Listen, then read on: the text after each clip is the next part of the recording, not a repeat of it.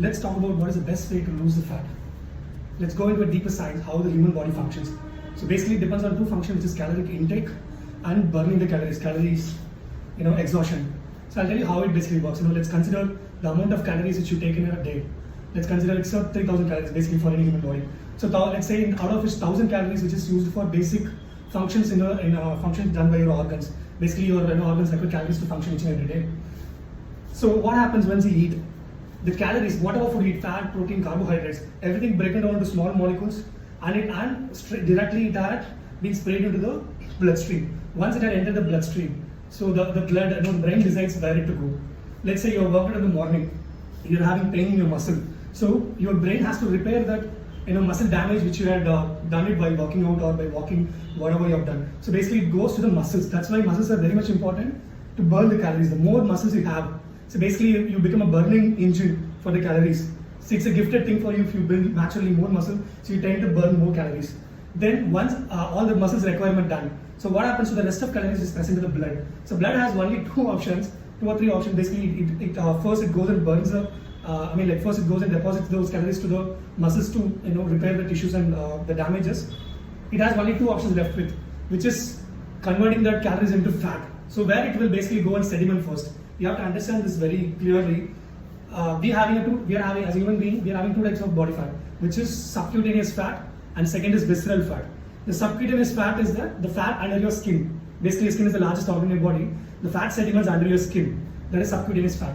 And second is the visceral fat. This is very dangerous fat, which goes in sediments on your internal organs. Basically, your small intestine, large intestine, even your heart, liver, pancreas, wherever the organs are there, it goes and sediments it. So you can ask me what damage it can create. So basically, when the fat tissues get adequated in your internal organs, it basically goes and damages the function of the internal organ. That's why people are having thyroid, excessive obese problem, because the internal regulatory system is not working properly basis of the fat sedimentation of the internal organs. So it fucks up the entire system itself.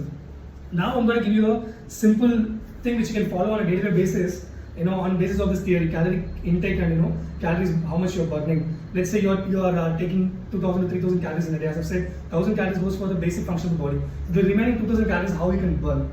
So first, best way is you go and do a resistance training, build muscle and all this stuff. Second, probably if you got time, you can do cardio. Now the question is, a lot of people stuck in this 9-to-5 job, and people come up with the excuse, I do not have a time. I'm being forced to sit in a chair for longer hours. Basically, we spend 8 to 10 hours by sitting. So this is where everybody gets fucked up.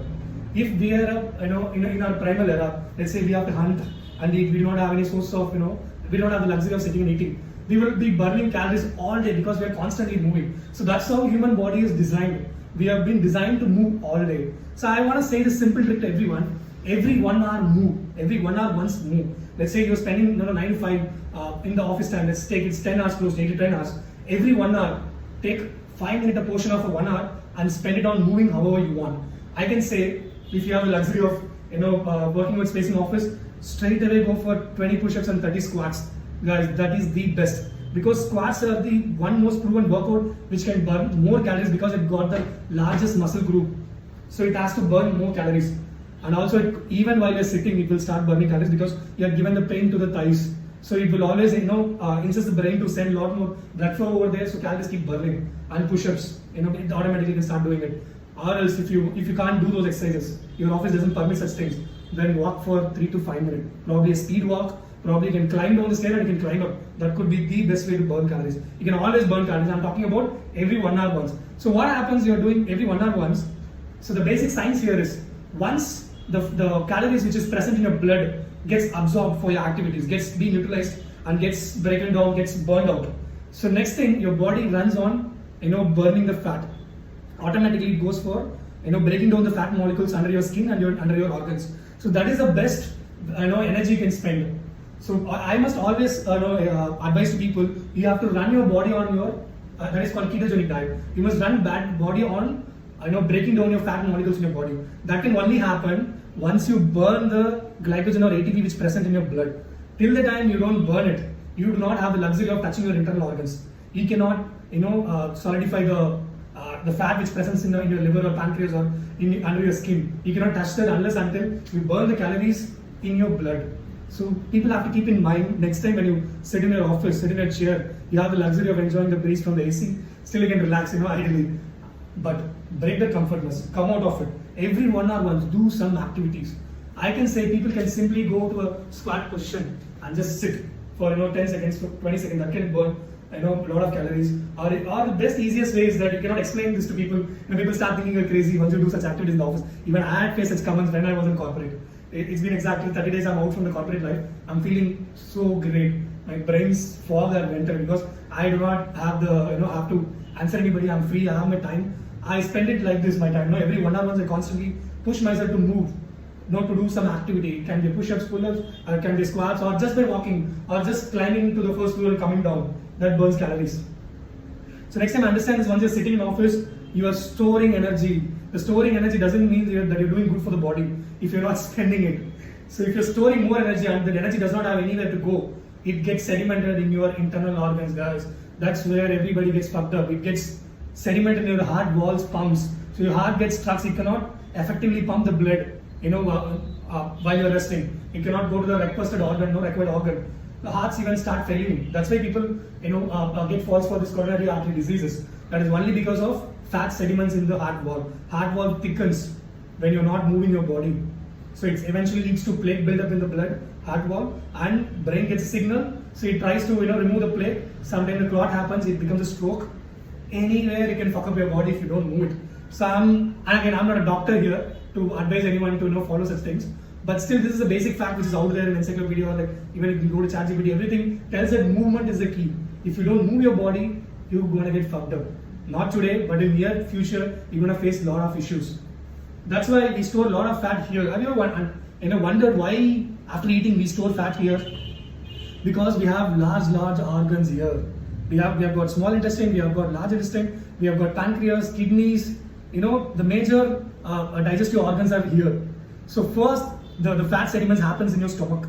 Then it happens, under your subcutaneous, under your skins, your face, everywhere. So one should always be very, very careful. Once you start putting weight here, adding weight here, that means something wrong in your body. Basically, it's inflammation. The inflammation happens basically because you don't move.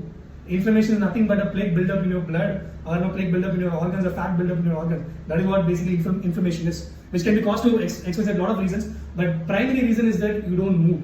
It can be anything. It can be as simple as walking, but start doing it. I'm not pushing anyone to do hard workout. Just do it at your level, whatever you can do. If you can do only 5 push-ups, then do 5 push-ups.